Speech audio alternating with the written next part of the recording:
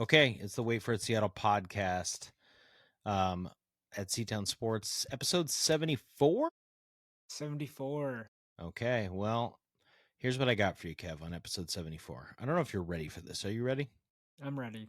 Okay, in the 1973-74 NBA Seattle Supersonics season, the head coach and general manager was one Bill Russell, who we talked about last week. They finished sixth. Yeah. They finished sixth in the West. That's all I got for you. If you were wondering how Bill Russell ended up in Seattle, That's how it was his first year in Seattle. So there you go. Yeah. We were talking about Bill Russell with Lenny Wilkins, and that was it. But that's not my real point for you. That's exciting. That's great. We're here talking Seattle sports, what we do best. People love us for it worldwide. I understand. Kev, what do you think about Christmas decorations? I'm so excited to hang them up. Okay. And this is the first time I'm living in a house, so I'm a Ever blank slate. in your life? Like as an adult? As an adult, yes. Wow. Okay. I'm a blank slate. Like I have to go to the store and get it's not like pull out of the garage or the storage or like whatever. Chevy Chase in Christmas Vacation. He pulls This out is the legit. strings. Like I'm assuming you've seen that movie. No. Oh God, I think we talked about this last year, and you told me over Christmas break you'd watch it, and you never did. Yeah. Okay, cool. Although I am going to be on leave, so this is a chance for me. Can I just make a list of things that I'd like you to watch for me? Yes. Okay. Yeah. We'll chip away at it. Okay. I have advice for you quickly. If you're gonna go buy decorations, do it now. Don't wait. They're gonna be gone. Like Target, for example, if you go too close to Christmas, you just get bad lights. But if you go now, you'll get whatever you want. Home Depot, wherever you want to go. Okay. Figure out what kind of lights you want. Do you want icicle all white lights? Do you want colored lights? Do you want big bulbs, small bulbs? Do you want some other decorations out front, like an inflatable Santa, whatever? Figure it out and get on it quickly. Okay? Yes. Okay. Yes. I have been debating this with my students. Like, when's the appropriate time to start decorating, right? Because generally I say after Thanksgiving. Yeah. But this year, Thanksgiving, my mom had this great point. Thanksgiving's so late, you don't get a maximum window of Christmas decorations. And I did throw on the Sirius XM Christmas station the other day, and it felt good. Yeah, it felt November. good. I guess it's November 17th. I mean, it's the 17th, right? We're getting there. I don't know. I'm just into it, and I want to tell you that's a long lead up to Christmas presents are great, but they're especially great when they come on November 16th. And the Christmas present we all received this year, it's the reason you're wearing that hat and I'm wearing this shirt, is your friend and mine, Josh Naylor, is back. I don't know if he's my friend. I'm so excited. I'm so excited. This is like the crazy thing is Josh Naylor isn't what Robinson Cano was when he signed with the Mariners. But this is all, and I only say that because this is the biggest contract since the Robinson Cano 10-year, $240 million contract. It's not quite the biggest since then, because Robbie Ray was 5 years, $115. So this is the third biggest free agent signing ever behind those two. I wouldn't say Robbie Ray was a bad decision. I will stand for that. Like, I think it was the right decision.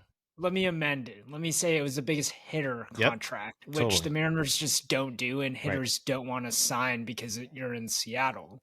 But my point is that Josh Naylor isn't a superstar, and that's not a controversial thing to say. Like, if you look at it, he's good, but he's not nearly the best hitter on this team. But what makes this interesting is that, like, we all wanted him. He wanted us. And it was the most important thing. Like, I don't think there's anything else that could happen this offseason that would top this, right? And it's only November. Yeah. Like, there's nothing. I mean, it'd have to be a real shocker, right? It'd have to be something and I'm okay if they whiff on Polanco. I'm okay if they whiff. I think that's the only other guy, like, really. And I don't care if they don't bring Suarez back. Mm-hmm. There's guys that they can just bring up, you couldn't get Naylor. Like, you couldn't just build Naylor from one of the guys in the minors. Like, right. This is it. I think you hit two important points that I want to build off of. One, the Mariners found a way to do this, right? To get the free agent signing. If you go look at old Reddit threads and people's posts on social media, we can't get the free agent signing. We couldn't get Trey Turner to sign here. Go down the list of guys. And of course, they were really, really expensive. And Naylor, as you said, is not the superstar of the team, so he's a little bit more affordable. But if Naylor was a free agent out of Cleveland, he's not probably signing here. The fact that they traded for him and then, wow, he said, I quote, "I'm going to be a Mariner again, and I couldn't be more excited. From the moment I arrived, everyone in the organization welcomed and helped me. The players brought me in and loved my game right away, and the fans were incredible. Seattle has the best fan base in baseball." Which, I mean, of course he's going to say that, but he felt it last year, and he was a free agent. He kept talking about how electric it was, right? Yeah. So they found a way to get a guy to sign, and credit to the ownership. They ponied up in 5 years, $92 million to Josh Naylor. Your second point, you totally hit it. There's no one in the minors to be a first baseman. There's no other options. They traded their dude for Suarez. Yeah, they were gonna, right. And I would, no offense to Tyler Locklear, please give me Josh Naylor for the next 5 years, right? Evan White was a disaster, not his fault. He won a Gold Glove in 2020 in a weird season, but he's done. They don't have anybody to come up. Third and second, like it or not, you could roll with Cole Young in a full season. You can go Colt Emerson platooning with somebody at third base if you really want to, if you believe Colt Emerson's on that timetable. Is that the smartest thing to do, to have both of those guys? Maybe not. But now you have the chance to go. Maybe you can still go Polanco. Maybe there's a trade you can make. Whatever it is, they have this flexibility. But just think about the fact that, assuming they don't trade Randy Arozarena, which is possible, you have a combo of Arozarena, Julio, Cal, and Naylor in that lineup, no matter what else you do. That is awesome. And that's the floor. Totally. Right? Yes. They could make a move. Yeah. They could bring back Polanco. Yep. They could make a move at the deadline again, right? To fill a hole, whatever that may be, created by injury or underperformer. And that's the floor. And I think this is the difference between the Cano signing years ago. This is the difference between Robbie Ray's signing, is that we saw what this dude could do wearing a Seattle Mariner uniform. He saw how far this team could get and how close they could get to winning a championship. And that's why Seattle is collectively losing its mind over this signing that happened. This is why it's the biggest news. This is the biggest news. There's other things happening. It's totally biggest news. This is by far the biggest news. And it's crazy because it's November 17th. Like, the winter meetings are totally are going, but and there's stuff about the offseason, but having this wrapped up now, it's so great. Think about last year's. We're like, is anything going to happen? Like, they didn't do anything last offseason. And so you're right. It was Polanco coming back ended up being enormous. But that was kind of the big move, right? And that was really late. Listen, so Josh Naylor is not. I mean, I wanted to make a weird comparison, but Pete Alonso's a free agent, and people have kind of dreamed about Pete Alonso. And I don't know if it's fair to compare them because they're different. Josh Naylor is not Pete Alonso. Pete Alonso had I'm looking it up. Naylor had a 3.1 WAR last year. And Pete Alonso had, I lost it. Pete Alonso had a really good year. He hit 275 last year, but his WAR was 3.6, right? Yeah. 3.6, 3.1. Alonso had a strikeout rate. God, I keep losing everything. 22% last year, which was lower than the year before. whereas Josh Naylor had a 13% strikeout rate last year, right? So for this lineup, would you rather pay Pete Alonso $40 million a year no, I'd or rather whatever he's going to get, right? We I mean, already it's not. have Cal Raleigh hitting us 60 home runs. Did I just say Cal Raleigh hitting 60 home runs? Like, we don't need another guy jacking and just striking out all the time. Like, it's exactly. I'm fine with Naylor hitting 290, awesome. and like, the Mariners needed that, and they got it. Like, it made the difference down the stretch. They were a much better baseball team with him in the lineup. The thing about this historically, what this means for the Mariners, since 2005, only the Pirates' first baseman have produced a lower OPS than Seattle. Great Seattle's first baseman. And by the way, I can't name a Pirates' first baseman, and that tells you something. That's a good game. Since 2005, it's a really good game. Any Pirates first baseman? I played a lot of fantasy baseball. I feel like I should know a Pirates first baseman. During the podcast, did Mike Carp play for the Pirates at one point? See, that doesn't count because he played for the Mariners. You gotta come up with a guy that did play for the Mariners. All right, fair. By the way, Rowdy Tellez. God, did he play on the? Anyway, I don't know. Yeah, I got nothing. You're right. You've proved my point. You did a great job. Or you proved your point. You did a great job. Yeah, so it is. I mean, it'll be interesting at the end of his 5 years. Like, where does he rank? Like, I mean, has he already surpassed Gold Glove winning Ty France is like a better Mariner? Kev, I hate to do Ty like that, but no, it's a great conversation. I was thinking about the same thing.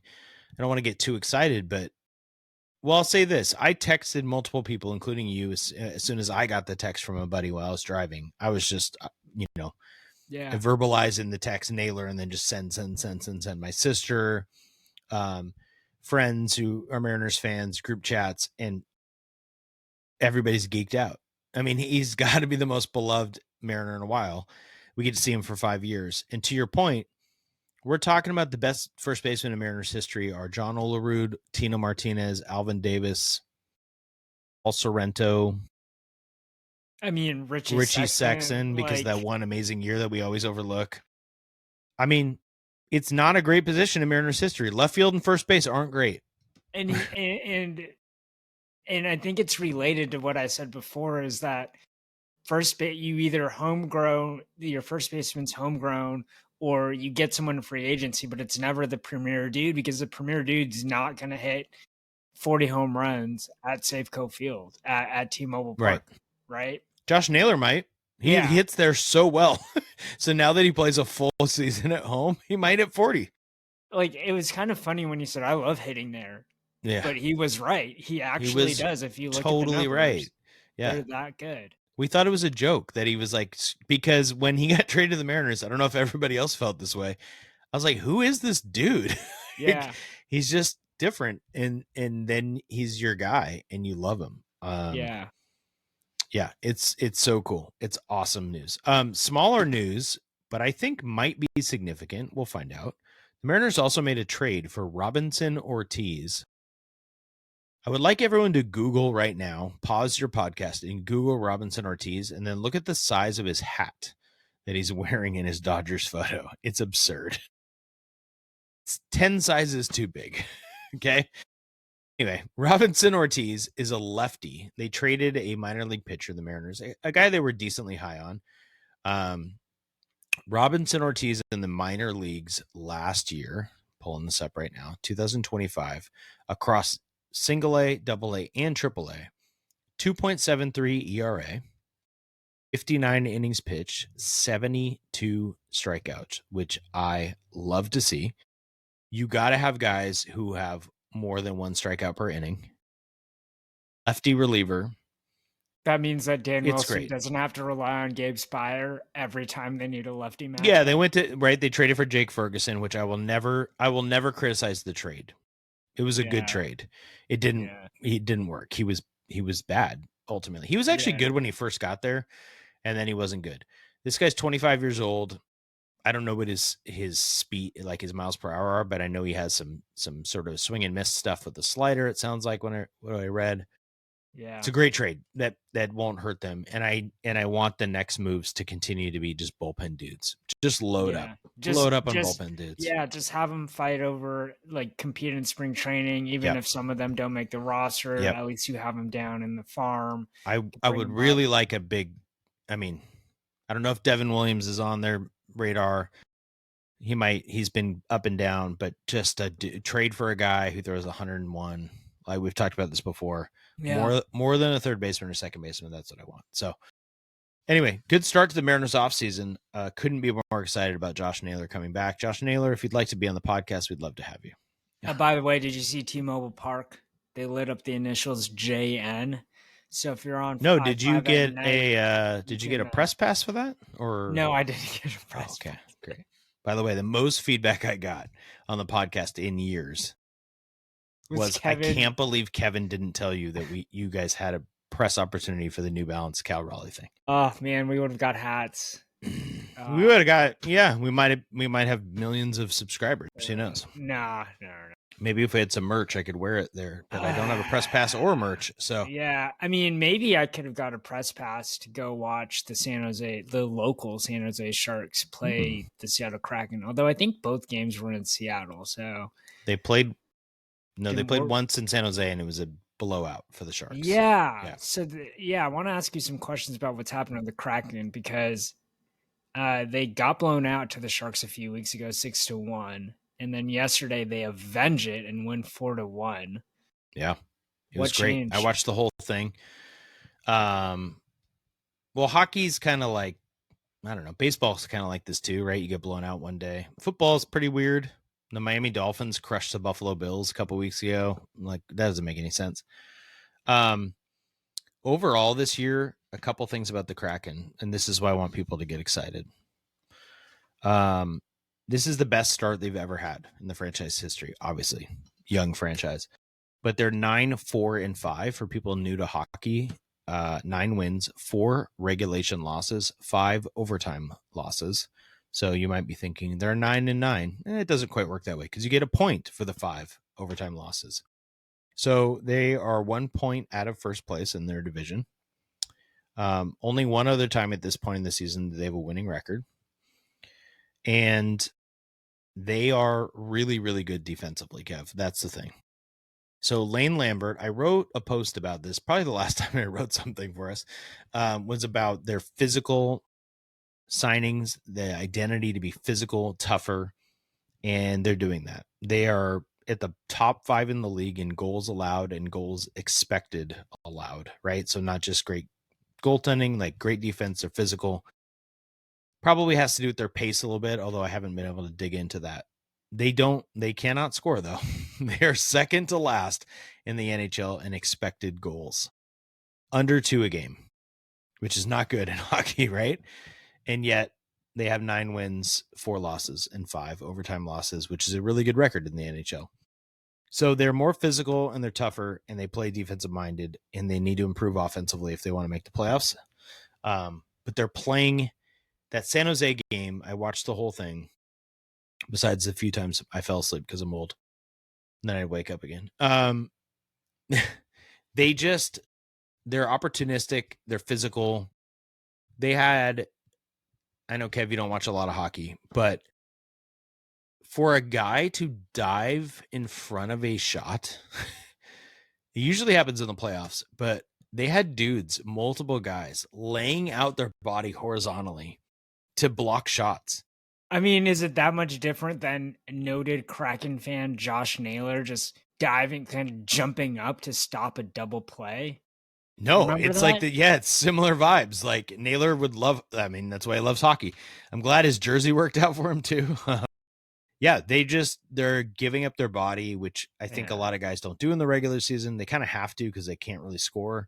If you like 2023 Mariners baseball, where they pitched really well and couldn't score, or if you like 1992 Seahawks football when they had Cortez Kennedy on the line, but they were terrible on offense. This Kraken team's a little bit better in terms of their win-loss, but it's kind of like that. It's dirty. They could score 1 goal, but it might be 1-1 going to overtime. They're just they're giving people who are Kraken fans a lot more hope this year, which is fun. You said the offense is kind of iffy. Do you know anything about this guy that's coming off injury, Freddie Gaudreau? Yeah, Freddie Gaudreau played last game. He's a free agent signing. He's part of that physicalness. Yeah. He's kind of like a third or fourth line guy, so he's not a big scorer. What they're really missing, Gaudreau helps their physicality and he helps their talent level, right? Their floor, as you talked about earlier. What they're missing is Jared McCann, their leading scorer. He's their best scorer. He's out.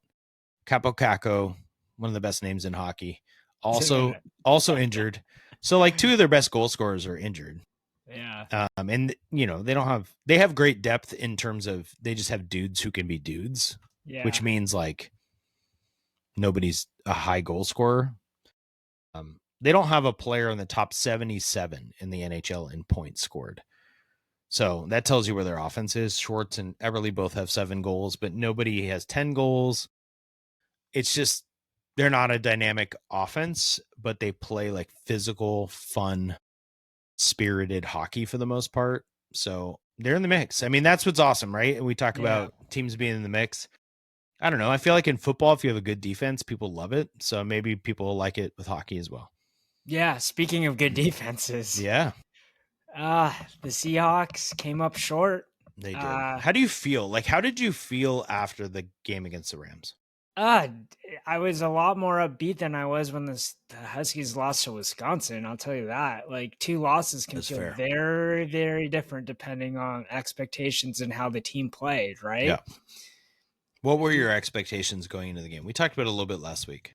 I think I was just excited to see how they would match up against the Rams, knowing that the Rams are a contender as well. And I think everyone's takeaway from the game was that the Seahawks had no business being within a field goal to win that game. Anytime your quarterback throws 4 interceptions, the game shouldn't be a 1-score game, yet a 3-point game. But that's how good the defense is. I think that's my takeaway is the defense is that good that you were within 1 score, despite your quarterback throwing 4 interceptions. Can I build off of that? Yeah. I think you're totally right. But also, I don't know that the offense was bad, which is weird because Sam Darnold threw 4 interceptions. Yeah. First downs in this game. Couple stats for you. Seahawks 26, Rams 12. Yards, 414 to 249. Seahawks led. 414 is a decent day on offense. 135 rushing, I think. Third downs, 7 of 16. Rams 2 of 11. Time of possession, 38 minutes to 22. So, to your point, yes, anytime your quarterback throws 4 interceptions, you shouldn't lose by 3. You should be blown out. But if I gave you only those stats, I get it. That's dumb because interceptions are a big deal. It literally sounds like you're making the Jed Fish argument. My offense was really efficient, right? But then don't do that. Don't compare me to Jed. Then if you see the graph, it's like, yeah, the Huskies were really efficient, but they for some reason only scored 10 points against, Wisconsin, whatever. That was dumb. Yeah. No, I get what you're saying. You get what I'm saying? Yeah, I mean, the Seahawks were also 104 in the red zone. 4 interceptions and 104. That's a classic bad Husky offense, right? They're really good, except when they get within 20 yards, they're just kicking field goals because they flame out.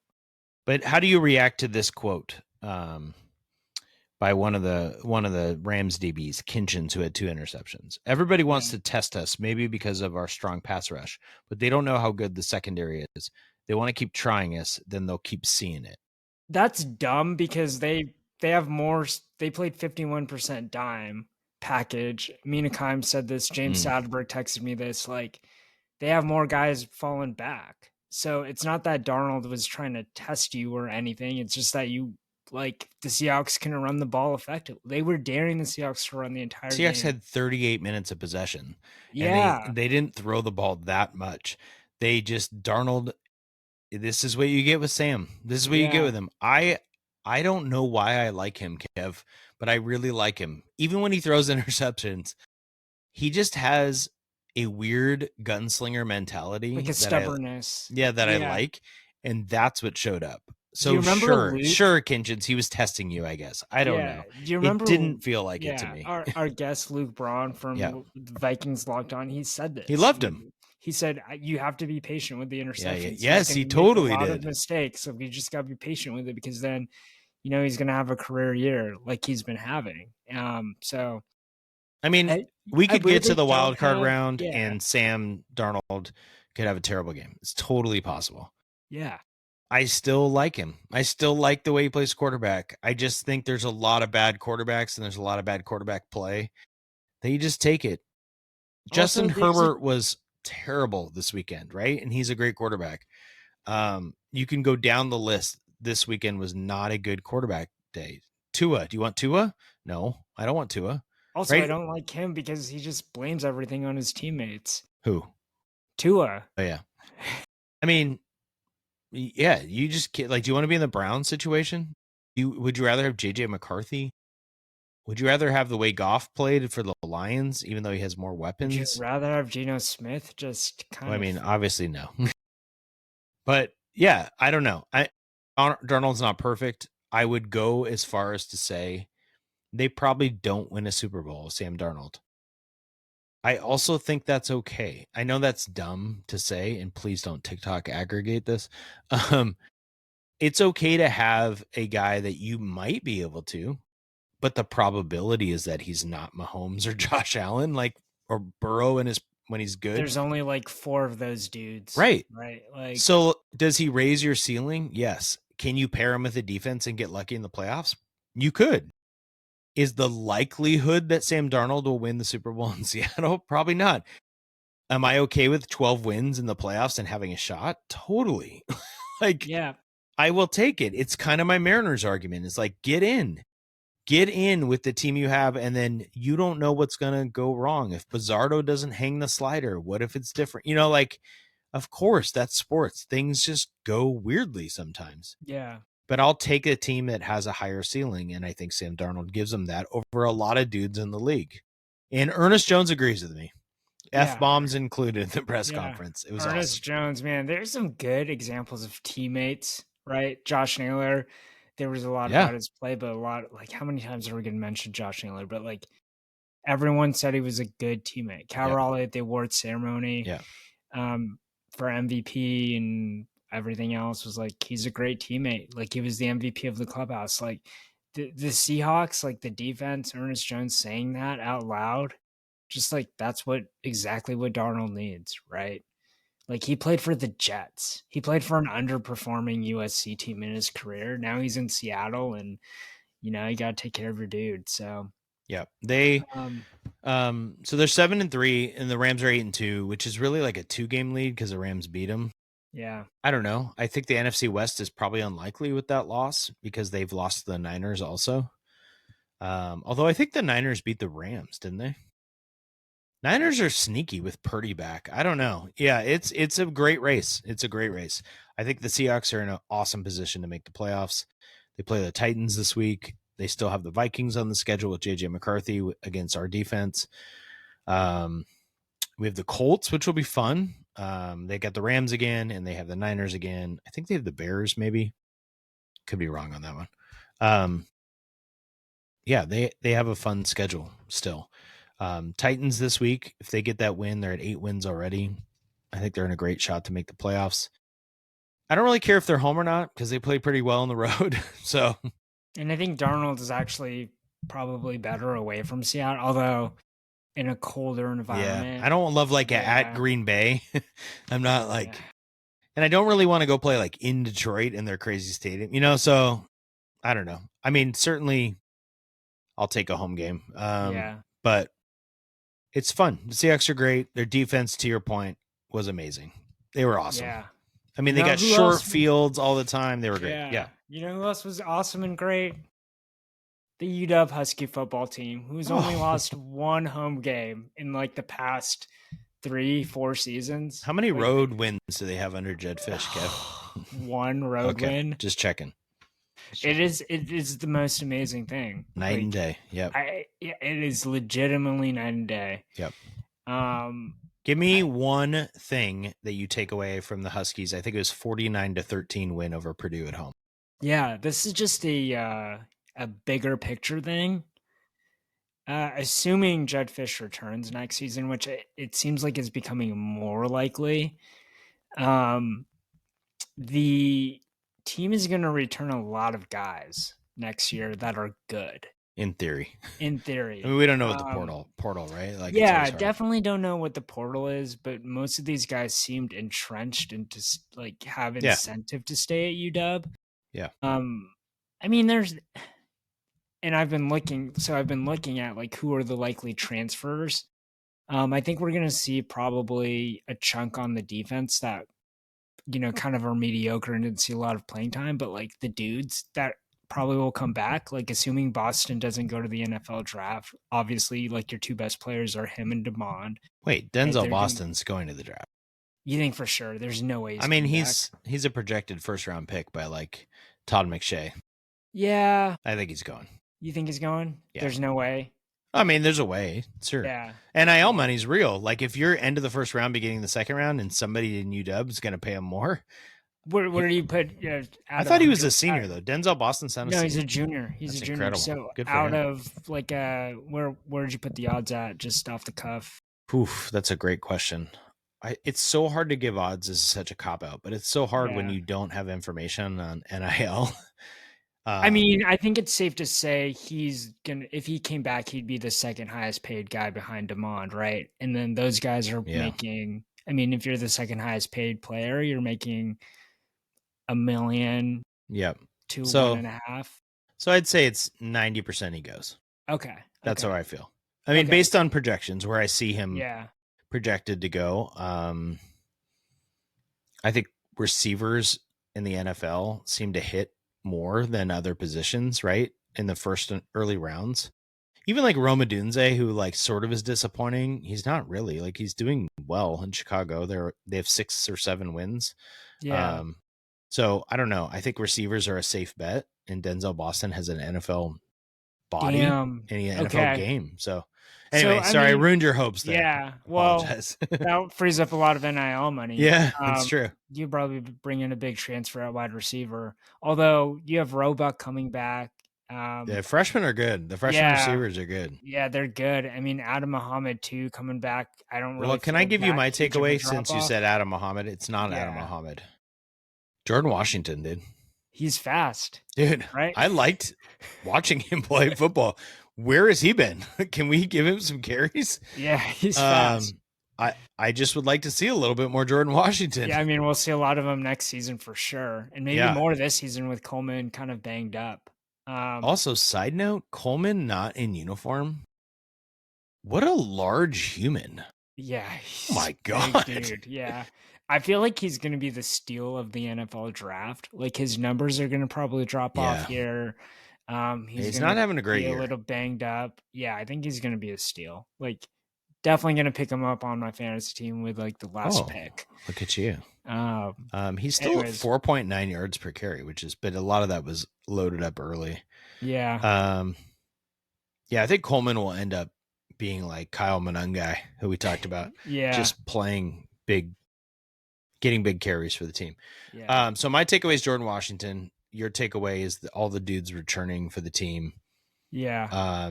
Real quick before we go to Husky basketball and the takeaway there, we're on the road against UCLA. Yeah. 7:30 start on NBC. Surprisingly, I'm feeling a little better, but it's a road game. So you're getting sucked in again, Kev. Matchup predictor on ESPN has the Huskies at 79.3% victory. That's scary. All also. Right. Yeah. What do you think? I just can't confidently say that they're just going to go trance someone on the road because it just doesn't happen. They just haven't done it. 10.5 point favorites. Yeah. If you can go bet on this, which you can in Washington, to go take the UCLA and the points. All right. I know I'd hammer the over so hard. Are you over kidding me? 52.5 total? Yeah. Oh, yeah. I mean, that's a 35-20 game. Yeah, you're right. That's a good call. Over. Okay. Give me a takeaway on the Husky men's basketball team. They beat the Cougs on Friday, which is a surprisingly important win for Washington, like the state. Yeah. Maybe not for their I was like, this is so early for resume. Yeah. Maybe maybe a bottom of the WCC team is not It's a great kind of resume wild builder. to see their court. I watched the entire game. The court for Wazoo has both the WCC logo and like the zombie Pac-12 logo. And I was just thinking, this is so weird because like someone could be watching this years later and just not know what totally conference confused. The Cougs are in. I don't know. Well, I do know, but I don't. Like, well, what's happening? They're playing in the WCC for this year. What about next year? I think they're back into the Pac-12 when the new thing forms. It's just such a mess. I'm so confused, as you and I are big WCC fans. Yeah. What's happening to the WCC next year? Well, there's no Gonzaga. No Gonzaga. Grand Canyon never came. Yeah, Grand Canyon never came. Seattle U is in. Seattle U's in, which is weird, but also, can I tell you a fun fact about Seattle U? So they play Gonzaga at home. It's at Climate Pledge this year. And somebody who I know who works in the Seattle U athletic department said that basically, because it's Seattle U home game, their whole budget is that one game. It's creating their entire basketball budget this year because it's going to sell out. It's going to be all Gonzaga fans. That's great. Good, I mean, hopefully it's not all Gonzaga fans, to be honest. Hopefully Gonzaga keeps this game for Seattle U, like the home and away, because they have. I think they will. I think they're doing regional. Like St. Mary's and Santa Clara will always play two. Okay, I think the Jesuit thing. Santa Clara's not coming to Seattle this year, which is obviously very disappointing. Back to the basketball team though. So back to the team we want to talk about. I mean, the uniforms are fresh. Got to start there. I love their unis this year. They're kind of like a throwback. I like them too. The golden age of the Romar years, but with like the Adidas modern spin on them. I don't know how else to explain them. Yep. But I think Sprinkle is still obviously trying to figure things out. But what's encouraging is they have a lot of guys that can just score. And I know you've already identified that, they may not have shooters, but how do you game plan for a team where you have 4 guys averaging double digits and then 2 of those guys are coming off of the bench? So Yates and Steinbach are both, so Yates is averaging 15.2. Zoom is averaging big game against the Cougs. Yeah. Zoom is averaging 15.2. Also had a big game against. Yeah, Zoom's been good. He's coming off the bench because Mandiquin is starting now that Tucker's hurt. Yeah. So related, if I could jump in and then we can talk about both. My takeaway is they need dudes back. Yeah. So Tucker's hurt. He was shooting well for them. Yeah. Obviously the Lipscomb guy who I can never say his name's out till December. Unasovic. Christian Nitu is like a strange absence. Can't even talk about where he is. Don't know. Sprinkle is just but the biggest one is wants to play. Yeah, right. Desmond Claude, right? Who a lot of people think they'll be their best player. Hasn't played yet, and he was in practice, so he's close. He could play. They have a game tomorrow, I think, against Southern. And I actually think it's a good thing for like a weird blessing in disguise, because before Big Ten play ramps up, like there's some other dudes that are getting significant minutes that they wouldn't get that if Claude was playing right away. So it's going to be a good problem to have when he comes back, right? Because then you're going to have to figure out like what are the best rotations. It's going to be a completely different team to coach. I think the thing I worry about is will they ever have that consistency because of when the guy's coming back in December. What's his name? Ognasovic. Thank you. When he comes back in December, then they have this isn't he like Romanian? This Romanian dude that's showing up also in like semester end. Yeah. Who they signed. So they have this just world of, and Claude comes back and Tucker comes back. It's a good problem to have, but they're going to have to eventually settle on 9 guys who play, and it's going to take a long time to figure that out. Unfortunately, they have UCLA and USC in December, which are going to be tough ones. And that sucks when you're trying to build a tournament resume. So I'm hoping Claude's back tomorrow. That would be great, because above all else, I think if he can be what they need him to be, which is, a fifth dude. They played 5 guys over 30 minutes in a 40-minute game. And then they had kept on the road. on That's the a road. big win on the road. Yeah, I mean, just getting Like wins that, is good for them, right? Like not losing to, Are Seattle you going to see U or whoever. them win tomorrow against Southern? Going to a concert tomorrow, Kev. Nice. The group is called Go Go Penguin. Ever heard of them? No. A British jazz something trio. No lyrics. We'll see how it goes. Was this your idea or Dana's? Dana's not going. I'm going with some teacher friends from prep, none of which probably listen to this podcast. Matt Butler's one of them. You know Matt. Yeah. He hasn't listened to a podcast of ours? He might. He's our most likely. And it's gonna be just, it's just a chance to hang out with friends, and I don't know. I'm not sure how. Go Penguin. They're kind of making fun of me because I don't know them as much as other people do, but they have like a nice funky jazz sound to them. So I will not be at the UW game, but I'm hoping they win so I can go to the next one. I will be going to the women's game on Wednesday, Kev. Are you going to watch the Big Ten Conference Player of the Week? Ooh, future podcast guests? Oh, wait, no, they don't respond to our emails. Actually, they did, so don't rip them. Is she a future podcast guest, maybe? Take it back. I'll take it back. I'll update you after the podcast. All right. We've, just so everybody knows, we're working hard for you to try and get some good guests. We've got some people lined up, some ideas. Ultimately, Kevin and I just like talking to each other, so that usually ruins our guest time. Savia Sellers, 30 points on the road at Utah. I don't know what to take away from this game other than a win on the road in Utah seems like a good thing. Yeah. Is that simplistic and dumb? No, I mean, it's a road. I just road games in general. Jed Fish, go and talk to Danny Sprinkle. Good point. Yeah. And Tina Langley, I almost forgot her name. Yeah. Like, they know how to win road games. They've won more than you. Yeah. I mean, they're 3-0. They're ranked 25th in the country. They don't have a loss coming up for a while on their schedule. They have a very winnable stretch, which is fun. I guess my disappointment would be Sienna Harvey, the Australian point guard who I love so much, only played 6 minutes in the last game. She did have 3 turnovers in 6 minutes, which is not a good ratio to get on the court on a road game. So yeah, they played, to the point about 30 minutes. Sellers played 38 out of 40.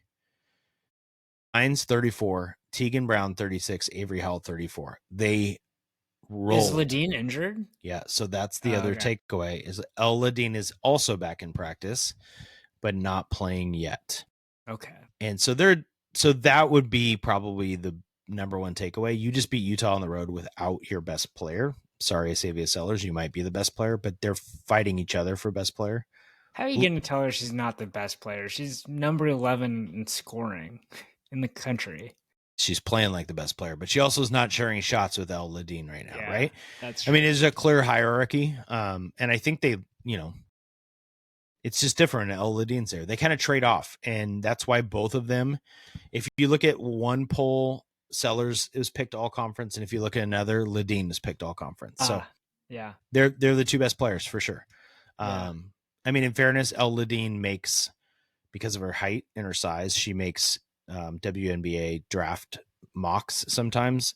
Sellers doesn't necessarily, although Sellers also has another year. So yeah. Real quick before we transition out, interesting signing period just ended. The Huskies women signed the number 48 player in the country. I had no idea. I know. So this is what I wanted to talk to you about briefly, right? So they had one signing, and she's a top 50 player, which is great, but they only had one, whereas last year they had like 4, right? I think her name is Aaliyah Chavez. I want to say is her name. No, that Aaliyah Chavez is Amaya Garcia. Aaliyah Chavez, I apologize, is like one of the best players in the country. She's a freshman. I was hoping Aaliyah Chavez would come here. Garcia, 5'11" guard from Fort Worth, Texas, Faith Family Academy, 4-star recruit. So Amaya Garcia, I have not seen any highlights or anything, but you throw her in the mix for next year. They return a lot of players. The men, not a signing, right? Nobody. So it's just interesting in this NIL transfer portal era and the way that Sprinkle has put his team together. is different than Langley. And I wanted to bring it up because I feel like the Mariners are a team that you sort of grow up with. Not literally, like we're grown men, but you watch Cal and Julio and Logan, this group, part of the reason we feel so attached, and like my sister-in-law jumps on him, and you know, all these people I know, is because they're watching him for years and they make this connection, right? Yeah. Husky football has that opportunity. The Seahawks kind of, you know, but not really. The Kraken have that chance. They have a lot of young players. Husky men's basketball, not in this portal era, right? You don't really get guys for more than 6 months. But the women on the other side, the way Tina Langley's building it, it's pretty fun. Like, as somebody who goes to a lot of the games and watches a lot of the games, I've watched Elle Ladine and Sellers now. This is the 3rd year, and Hannah Steins and Chloe Briggs, and they're just around forever. They don't lose players. We talked about this before. And it's just interesting to look at the two ways to build a team, you know? Yeah, I think retention rate is going to be a new stat in how you measure coaches. Yeah. You know, because I think it'll be, it's a way to look at your culture, the way, like, how you're keeping your players happy, right? Because there's always going to be more dollars and more playing time somewhere else. Totally. And maybe that's the difference between men's and women's also. Maybe there's not as many dollars in women's. Yeah. And we talked about this before. I mean, the women's pro game, until it expands completely, like Elle Ladine's awesome. Elle Ladine may not be able to play pro basketball in the United States. Yeah, there's some expansion teams coming, so hopefully. But my point is, like, I get your point. Elle, and I don't know this, right?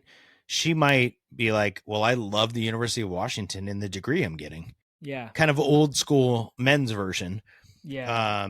And the NIL money somewhere else isn't worth it, and it's not that much different. Whereas Wesley Yates is like, I'm trying to get drafted. You know, whether he is or not, it's maybe a more realistic possibility to be a G League guy and make hundreds of thousands or whatever. There's just more money there, so that might have a part of it as well. But anyway, I am excited to watch the women this week. I wish I was going to the men's game, but I'll be at Go Penguins. So ask me about that next week. Well, I want to ask you about this. Okay. Can we move to top 5? Oh, yeah, we can. Dude. Let me do mine first because it's related to what we just talked about. I know where you're going. Yours is fun. Good way to end it. In case you want to know about Rainier Beach basketball. Yeah. Wait. Mine is this, Kev. I have a trivia one for you this week. Yeah, bring it. All right. So we talked about Husky men's basketball, and we didn't even mention Steinbach. How are you supposed to say his first name? Hannes. That can't be true.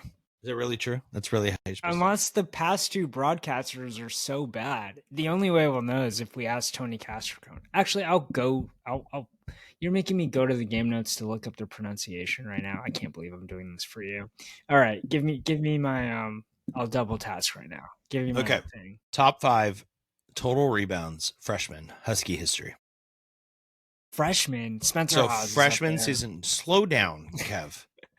Hans Steinbach Hannes is averaging how many? 12.4 or something like that. I looked it up. Excuse me. Sorry. We have a cough drop button here on here. He's at like 12.4 per game. He's on pace to shatter these records, right? That's why I wanted to bring it up, because he's a rebounding machine. He's incredible. Okay. Are you ready for your total rebounds? And you have to think about how many games they played. Yeah. Also, did they make the tournament? Yeah, not average. Total. Not average. For some reason, I can't find average, but. Yeah. Okay. John Brockman for sure. He's number 3 on the list. He averaged 6.5 per game, but he had like 200 and something rebounds in his season. 6.5 as a freshman. Hannes is going to crush that. Okay, I have the pronunciation game. Okay. Hannes. Yeah, I said it. That's how I've been saying it. Hannes. So not Hans. I've been saying Hannes. I don't know what you've been saying. Okay. Hannes Steinbach is going to crush Brockman 6.5 per game, but you got one. That's third. So it's average or total? Sorry, you just said we're going total. I mean, if you... Okay. Yeah. Okay. Total rebounds by a freshman. Husky history. God, man, who is the dude in the Romar years? Oh my goodness! I don't want to go into hints this quickly. I'm gonna go with Haas. He's not on. Oh man, that's strike one. What's the dude that always gets in fights? Yeah, good. What's his face? Yeah, it's really great guess. Great guess. He was one of 2 freshmen that year that were lottery picks. Yeah, it is. Same name as a great Husky scorer. Same first name. Lefty. He's not a lefty. The great Husky scorer is a lefty. Michael? Oh my God. What Michael is a great Husky scorer? Tell me who that was. Oh, Isaiah. And his last name is? Oh my God. This is embarrassing. Stewart. Isaiah Stewart. I'm going to give it to you. He has the most rebounds as a freshman in Husky history. He averaged 8.8 a game, which is pretty good. Okay, so we got so you got 2 and you got 1 strike because you guessed Spencer Hawes, whose average was good, but he didn't play enough games. They didn't go to the tournament. Okay. Is there a guy before Brockman on this list? Todd McCullough. Is that your guess, or do you want to ask the first question? No, I just want to say Todd McCullough. Wow. I don't think Todd McCullough played his freshman year. Yeah, I think he was bad as a freshman, if I remember this right. He got good like his junior year. He was kind of a laughing stock his first couple of years. And then he got really good. And everybody said, whoa, what happened? And he ended up, playing in the NBA for a long time. I'm going to look right now. I'm going to his college stats. This is a great guess. It's going to be too hard to find his college stats. But I got to do it for you. The listeners are riveted. They're like, Todd McCullough. See, this is the stuff that I edited out. No, what? Don't edit this out. He played 15 minutes a game. He averaged 8.8 points and 4.8 rebounds, which is not bad. But then he was 14 and 7, which is pretty good. And then he went up to 19 and 10 and 18 and 12. Can you believe he only played 4 years in the NBA? No, I would have said 10. Isn't that nuts? He only played 4 years. That doesn't make any sense. I think you're lying. Why would you lie to me on the podcast, Kev? No, you don't really edit this out. You're not going to edit this out. Yeah, you're right. He played 4 years. He played 4 years. Kev, the other ones you missed. Mark Pope, Newport High School, Kentucky's head coach. 2nd all time. DeJounte Murray. That's a great trivia 4th all time. There. 4th all time. Yeah. 5th is the leading scorer in Husky history. Who's that? Christian Welp. 5th all time. My point is, Hannes, my guy, who I always say his name right, is going to crush the freshman single season rebounding record. He's going to crush it. It won't even be close. He has just the length of him, and he just has such a knack for just grabbing the ball in the air. I don't know how else to describe it. When I was He's such a good rebounder. Such a good rebounder. Yeah, he had a double-double at halftime. Yeah. And he's done that more than once. He's such a good rebounder. How many games do you think they'll play this year? Huskies? I don't know how many games are on their schedule. Well, I'm asking you the question. I don't know. You're basically asking me how many postseason games are they going to play, because there's a set amount of regular season games, right? They have, it looks like it's either 31 or 32 regular season games. Yeah. And then I guess it's possible they don't play a postseason game, because sometimes teams turn down the NIT, Yeah. So they're playing. He won't crush the record if he averages 10 per game, but he'll break it. It's 281 by Isaiah Stewart, which is a pretty big number, but I don't know. Dude, Hannes, that's my guy. Okay. I was watching highlight tapes of Hannes Steinbach? Oh. Well, not Steinbach, but I've watched a lot of European YouTube on him. But this is the big news. 5-star consensus #1 recruit, Tyron Stokes from California, or who was last playing at Notre Dame in Sherman Oaks, California, is enrolled at Rainier Beach High School and looks like he's going to be playing this season. Yeah. For Number Mike one. Bethea. Number one player in the country. Yeah. He's a 5-star. His final 3 are Kansas, Kentucky, and Oregon. So Mark Pope might be making a trip back to Seattle soon. Bill Self probably will come back to Seattle. And then Dana Allman will drive up from I-5 to come and watch this guy play. Mm-hmm. It's unbelievable. I mean, the quote that I saw was, I saw a reporter. Who's the guy that was at Scorebook Live and then he left to do his own thing on Substack? I'm blanking on his name. Todd Millies? Yeah. Todd Millies. Todd Millies should probably be a guest on the podcast. Todd Millies loves me. Shout out Todd Millies. Yeah, he reached out to Bethea, and Bethea said, "I had no idea where he's living or something like that." Yeah, I have no idea that this was going to happen.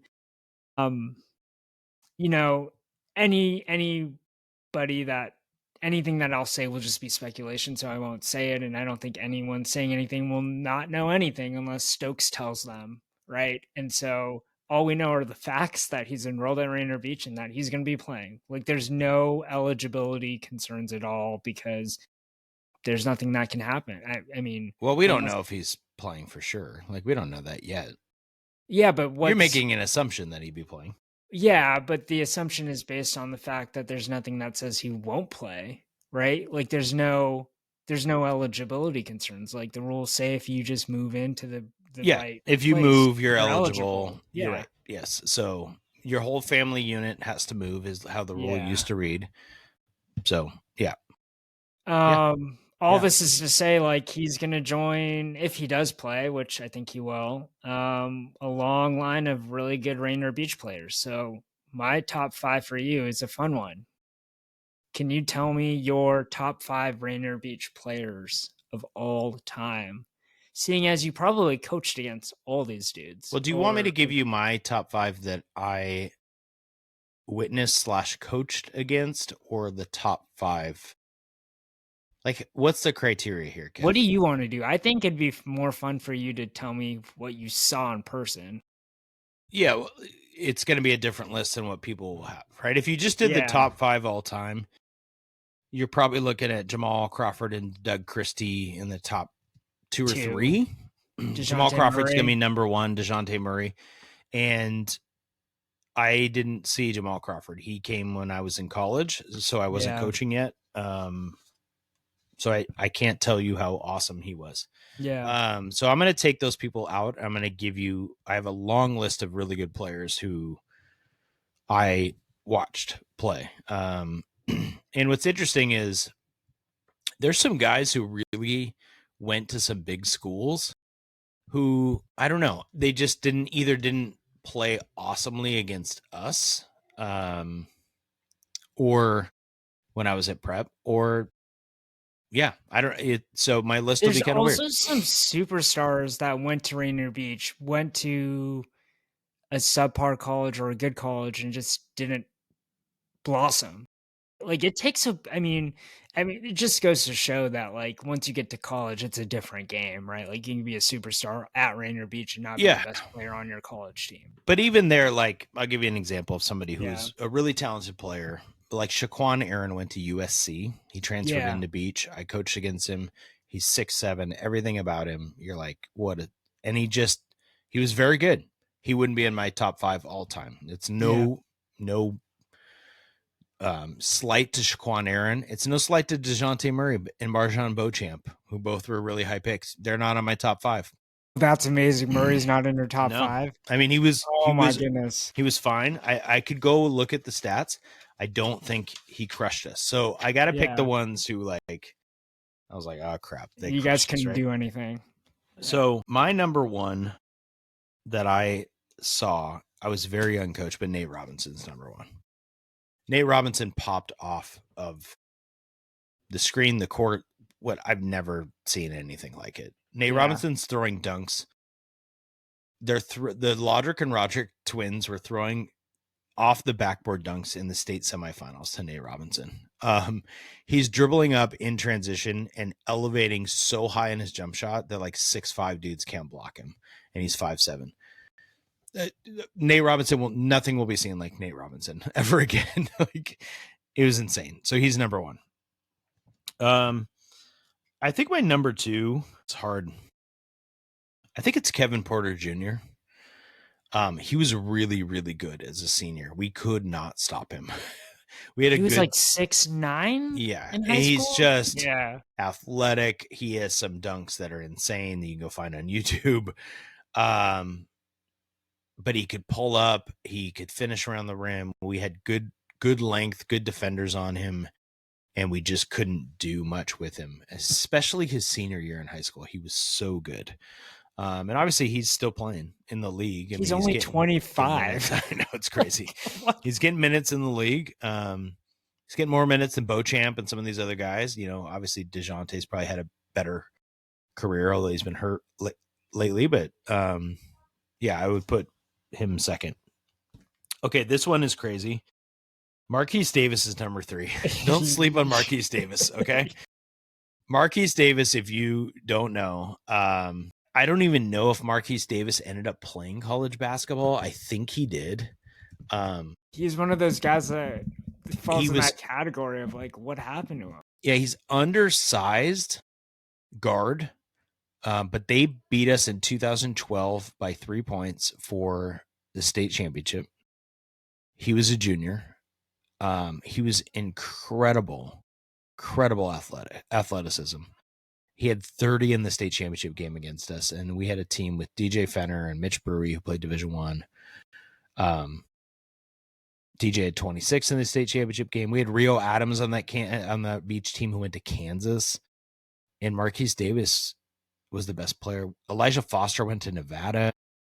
They had DeJuan Piper, who's really good, Keywan Miller, Naeem Ladd. I mean, Beach was loaded, but Marquise Davis was the best player on that team. He was 11 for 22 in the state championship game. He's insane. Marquise Davis, just a dude, man. Yeah. Just a dude. Like, I don't know. I covered that state tournament for SB Nation Seattle for myself. Yep. And for myself, he was really good. Like he could jump too. Like he was just so bouncy and like, he was so good. Yeah, he was one of those dudes that he just played fearless. Like Rainier Beach has had a lot of those types of guards where they just had this instilled toughness, right? Like I'm gonna compete and I'm gonna play like match you. And if you don't match me, I'm gonna go off. I think he was a really good football player too. I think he played both sports. Yeah, he played a year at Idaho. That's all I'm finding on the internet. Yeah, I know. I'm looking, and then it looks like he went to like. No, that's a different Marquise Davis. Yeah, he went to the North Idaho College. There was Beach had a little connection there with a JC in North Idaho. Anyway, Marquise Davis, don't sleep on him. Number 3. All right, this is hard. All right, this is cheating. I'm putting Lodrick and Roddick together as number 4. Yeah, you got it. Because they were with Nate Robinson, and they were so good, and it's so hard to stop. One was lefty, one was righty. They were really, really, really good. There's a reason they were going to go to USC in Kansas. It didn't really work out for them in college for whatever reason. Lodrick and Roddick were insane. Lodrick wasn't horrible in college. Lodrick was decent. No, and I almost hesitate to put him in because the list can be really big. Obviously, I'm not even including DeJounte Murray, CJ Giles, all these guys who are amazing. Terrence Williams has to be on my list because Terrence Williams had the best in-game dunk that I've ever seen in my life at any level. And it's probably on somebody's camcorder somewhere. And we definitely have a copy of it on like a tape that you can't convert to DVD. Metro Championship game. Martell Webster's a senior. Spencer Hawes a junior. Terrence Williams is on the beach team at Ingram High School. He took off 1 foot inside the free throw line. Jordan Wheeler, our point guard. Love you, Jordan. I think he listens to the podcast to try to take a charge and absolutely got yammed on. Just as bad as it can be. Kev, people like a Rucker Park video ran onto the court while the game was happening because it was such a ridiculous dunk. We on the bench turned to each other with like kind of the hand over the mouth thing. We're like, oh my God. It was insane. Terrence Williams was really, really good. Yeah, he went to Louisville. He had a great college career. Yeah, something really about good dudes going to Louisville, yeah. like from Seattle, playing really well. Payne Siva as well. So special consideration. Yeah, who are your honorable mentions? Yeah, so a couple. I mean, there's a lot. Beach is loaded, right? Michael Ladd was awesome. Reggie Moore, who actually was on O'Day and then transferred, was really, really hard to stop. Ryan Anderson ended up going to Nebraska. Super good. And then I got to shout this one out. And this isn't just because I like his dad, Jerry Petty, but Jalen Petty last year for Beach. Honestly, like last year's Beach team was as good as any Beach team ever. They played at an incredible pace. They were so good, and he was the best player on that team. And Kev, he's at Texas Tech, which is no slouch, right? Jalen Petty was insane last year. He was really, really good. I watched him live probably 5 times. So I wasn't coaching anymore, obviously, but we went and watched them play a few times, including in state. That dude, he belongs on the list. Like, he is insane. Yeah. He's playing 21 minutes a game at Texas Tech this year. That's a lot of minutes. That's a lot of minutes. He's averaging 6 points a game as a true freshman. And he's an undersized guard for the college level, and he's really, really good. Yeah. So I wish he was on the Huskies. They won last year, so they're good. And I don't think there's any reason to think that they won't win this year if they have the number 1 recruit in the country. They are by far the favorite. JJ Crawford as a freshman. It's so much easier for me to talk about this now that I'm not coaching, right? This is going to sound gross to people who love high school basketball. But when I saw the highlights of this guy coming to Beach, the number 1 player in the country, what's his name? Tyron Stokes. Dude, he just finishes everything with the dunk. It's not like a layup. It's like 2 hand dunks, like Charles Barkley type dunks. And I was like, yep, can't wait to go watch. So it's nice to be out of the game and not have to worry about the scouting report and just go watch it with my kid and see what it looks like. So good luck to West Seattle's own Kennedy Catholic opening the season against Rainier Beach. That'll be interesting to see how that goes. Yeah. Former employer Kennedy Catholic, so I'm going to root for Kennedy. All right, you want to fly up, go to that game? We'll go to the game together. There's no way. I can get us press passes now. How about that? Okay, great. I think I could get us press passes to this one, Kev. I think I could pull it off. That's a good one. Yeah. All right. Well, maybe we'll see some more signings, maybe some more transfers into high schools for next week's. Who knows what we'll talk about next week? Yeah. We've done everything here. I don't think there's anything else to discuss this week. Kev, it was fun as always. Oh man, episode 75 next week after hopefully a nice week in Seattle sports, but we're ready to roll. Yep. See you next week. See ya.